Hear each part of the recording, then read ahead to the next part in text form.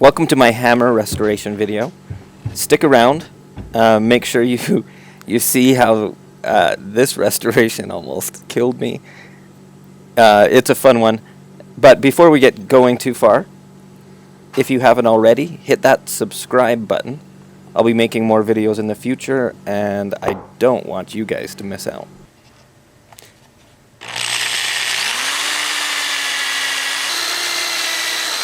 So how to get the handle off first. Drilling it down a bit helped.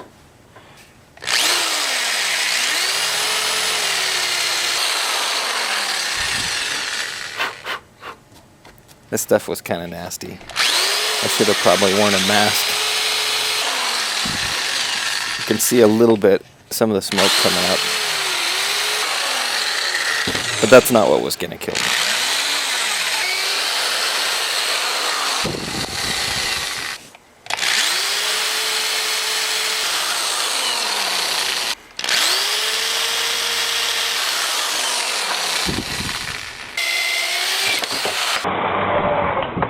There it is. No! A deer! A female deer. Yeah, so the drill bit's in there. There's a wedge in that fiberglass, a metal wedge, and my bit caught just the edge of it. Now that it's drilled out though, it's pretty easy to pound out from the other side.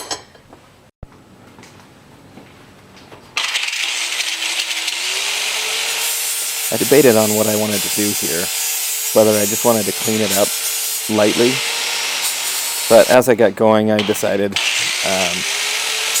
it was just pretty messed up. The head had lots of dings in it. It had been used to hammer sideways, and so I just took the grinder to it, cleaned it up, and cleaned up some of the grinding marks with sandpaper. Again, like all of my tools, I plan on using this hammer. It's not going to hang on the wall just to be pretty. So, even just the grinder finish was just fine, but I wanted to smooth it out a bit. Clean it up a little bit. I don't need to see my pretty face.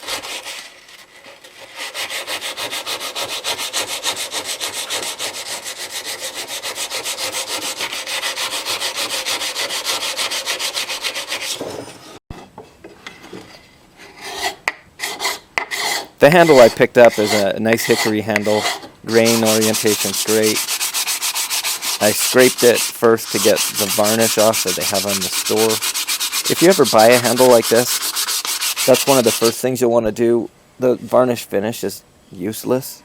They just do that to keep the handles pretty in the store, so that when everyone touches it, it doesn't absorb any of their own oils. But just cleaning this one up was great. It didn't take a whole lot to get it to fit nice and snug. The hammerhead here is tapered smallest on the bottom with a nice wide opening on the top.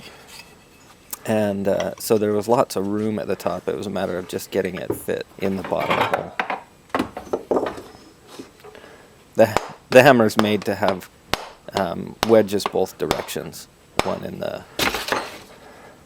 the center, and in this you'll see I'm going to put 2 metal wedges in just to space it enough and to really use up that room in there. This hammer I think was made not just for a nice big wedge but also for epoxy.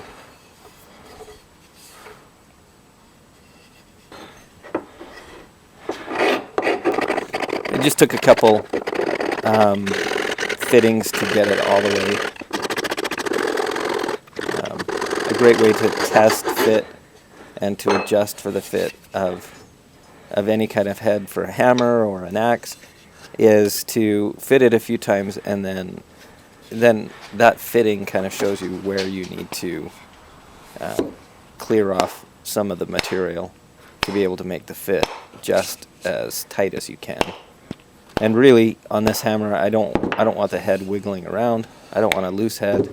I want it nice and snug. And here we're almost there.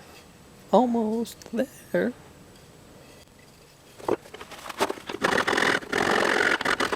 Excuse my voice too. Got a bit of a cold. I'm singing bass.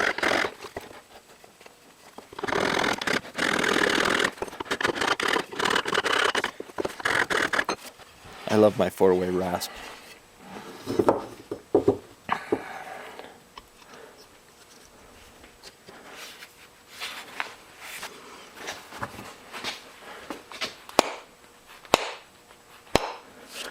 You can just see that head going in. Almost there. So close.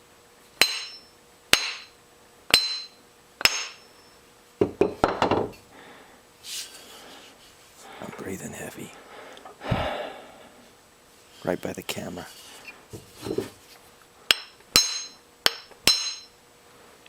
I used a metal hammer to just finalize it. Here, I'm dulling my knife. That's what I'm doing.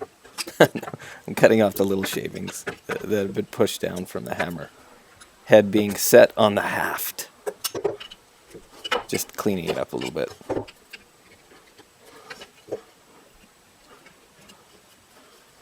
A little bit of boiled linseed oil.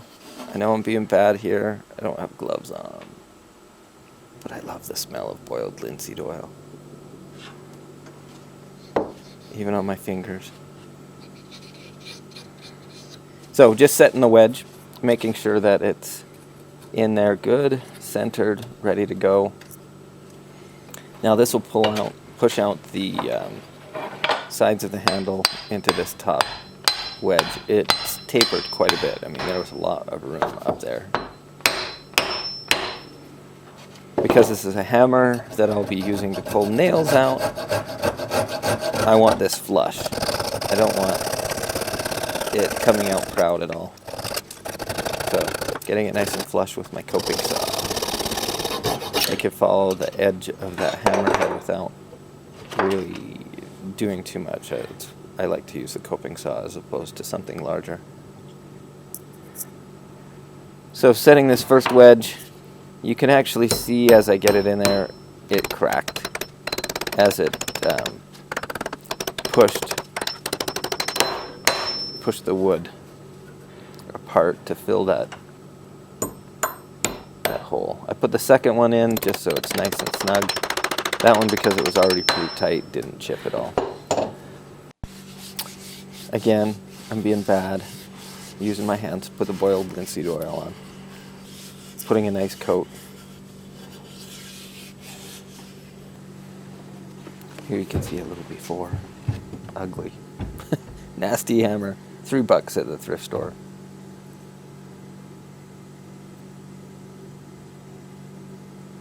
I was quite happy with how this turned out. Nice, easy Friday night project in the garage.